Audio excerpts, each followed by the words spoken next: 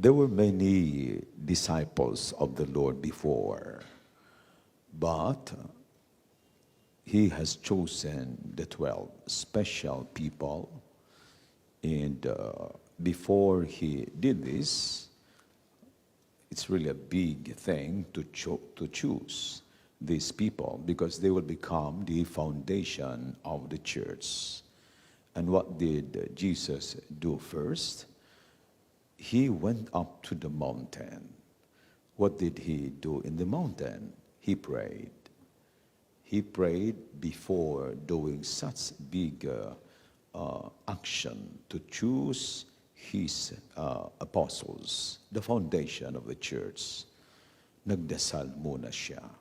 Di ba napakalaking guidance po ito sa ating mga malalaking pasya ng ating buhay.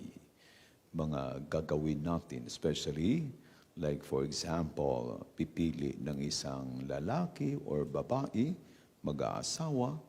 So prayer is really necessary dahil you will change your life into a family woman, family man, or a vocation that you want to go forward. It should be coming from God. That is why the one who has chosen these 12, the Father, Jesus prayed first so that the decision, the will of the Father should not be disobeyed. Kaya through prayer, we can do the will of God.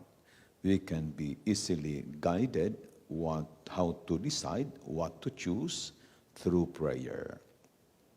So there are many ways of or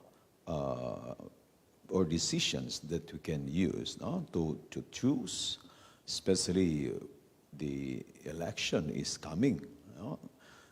Napakaganda sana kung ang pagpipili, tulad sa, di ba, namatay si Judas, and then pagpipili nila kay Judas, they have drawn by lots. Pinili na dalawa. Tapos nag-pray over, nagdarasal, at hiningi ang kalooban ni Lord. Sino ang papalit kay Judas? Napakaganda kung gano'n, no? Yun pang yung mag-election. Sinong gusto na ganito ang posisyon or ganitong posisyon? Yun bang i-pray over na lang? Tapos i-raffle. Tapos i-pray over. Sino mabunot? Oh, mayor. Ah, wow, palakpakan, mayor. O sinong vice mayor? Wow, very good. Di ba? Madali lang. Walang gulo. Walang ganito-ganyan. So, hindi na election and then sometimes tainted in some point of the process. Mayroong bumili, mayroong bayaran, mayroong ganito. So anyway, first thing we consider yung pray first before any action. Can you repeat that? Pray first before any action. Di ba? Papunta kayo dito. Nagdasal kayo? Ayan, mali. Kung hindi ka nagdarasal habang kayo'y naglalakbay sa daan. This is my, parang it's a fun, na mayroon akong audio rosary. Tapos, habang maglalakbay, yan, piniplay. So, kikinig ka lang. And then you try to go with the rosary. Ito bago sa akin, Audio Bible. Mga 2 months ko na itong ginawa. Naka-round na ako. Tuwing matulog ako, instead magpa-sounds habang matutulog, I play the Audio Bible. So mula alas 11 ng gabi hanggang alas 5 ng umaga, nakatugtog yung Audio Bible. Do you know the effect? You try to Google si tinatawag na Dr. Bruce Lipton, the doctor of conscious and subconscious. In-explain niya.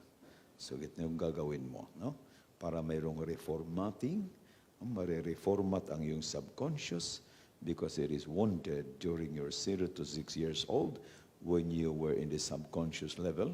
Nandoon yung mga pangit na nangyari sa buhay mo, kaya ganito ka, because it is in the subconscious level.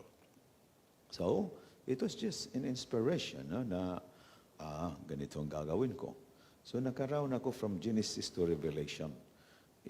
Mantakin mo naman 5 to 6 hours nakatugtog yung Bible habang natutulog. And then once you are asleep, the conscious will be closed and the subconscious is alive. Then lahat ng mga naririnig ng subconscious mo, 90% yan. No? Kaya anyway, so the point there is, keep praying. Make your life a life of prayer. Kaya hindi pwede magdarasal. Any form of activity that I have, I always pray before going to this, mag-share ako. I prayed, sure, Lord, enlighten me, guide me. Simple lang. So in any moment, mga plans, mga early in the morning. So yan ang ginagawa ko. Galing sa higaan, diretso sa sahig, I touch my forehead to the ground and offer and adore the Lord, Father, Son, Holy Spirit, Mother Mary, and the guardian angel. Then I will raise up my hands as a sign of surrender to all the things I want to do the entire day. Mga schedules, ganyan. So, pagkagabi, punta sa Blessed Sacrament, ganun pa rin. I bow down my forehead to the ground, and then I worship the Father, the Son, the Holy Spirit, and thanking Mother Mary and the guardian angel, and I will raise up my hand and surrender, and I will thank the Lord for all the blessings He has given all throughout the day. So, opening and closing prayer. Every day, yan ang ginagawa ko. Magpapasalamat sa Diyos. Dasal. Magpapasalamat na gumising pa at dasal, magpapasalamat dahil binasbasan ang buong araw. So prayer is very important for Christian life, and it should be the number one. The number one thing, activity of our Christian life. That is why a prayerful man would be easily be guided by the Lord. Sa lahat ng pag-iisip, lahat ng isasabi, lahat ng ginagawa, you will always be guided. So, how important prayer in your life? Sa lahat ng inyong mga plano, mga balak, kasali ba si Lord? Kasali ba sa buhay nyo, araw-araw si Lord? Baka sinusulo mo na lang. Kaya kung mayroon kang achievement, you will always praise yourself, believe na believe ka sa sarili mo, and yet secretly, God is the one who make you successful. Amen? Do you agree? Lahat ng mga achievements natin, lahat ng mga successes natin, it is the Lord. We are mere instruments. Yung iba lang nakalimot. But the Lord would never stop supporting and guiding and giving success. As long as He wills it for you, He will do it. Minsan, hindi ka na nakaalala sa Kanya, but He continued to support you. Why? Kasi parents mo, very religious. The grandparents mo, they were very godly. Now, in our time, we should always connect ourselves to the Lord. Just like, sabihin mo ba, nagkamali si Jesus pagpili ni Judas? The one who betrayed the Lord. Sa palagay nyo, nagkamali si Jesus o hindi? Hello, nandyan ba kayo? O sa palagay nyo, nagkamali ba si Jesus pagpili ni Judas? He betrayed him. No, siya yung nagsumbong, bininta pa siya. If you look at a movie or mga pelikula or yung probinsyano, tanggalin mo yung mga kontrabida.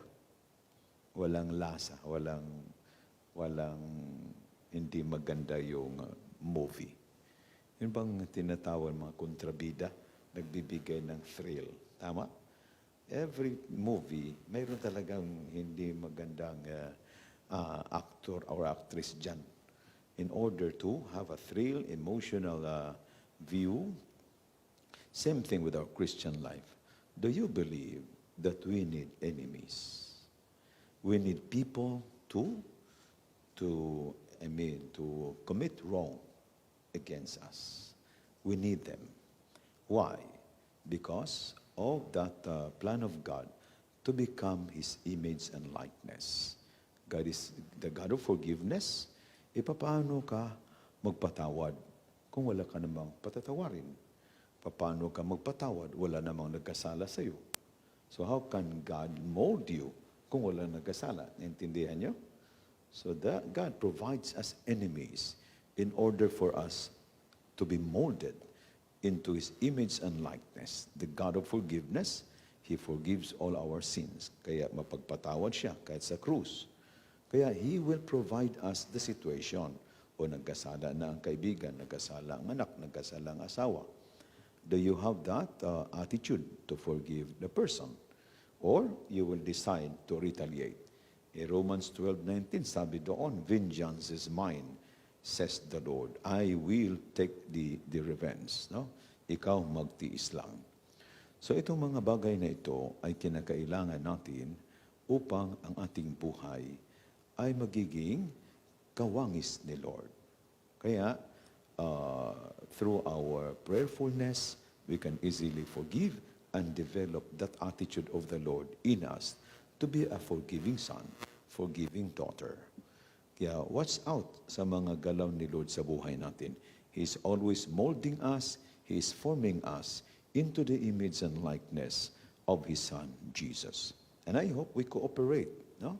We cooperate so that we will also bear fruits worthy to be accepted in heaven.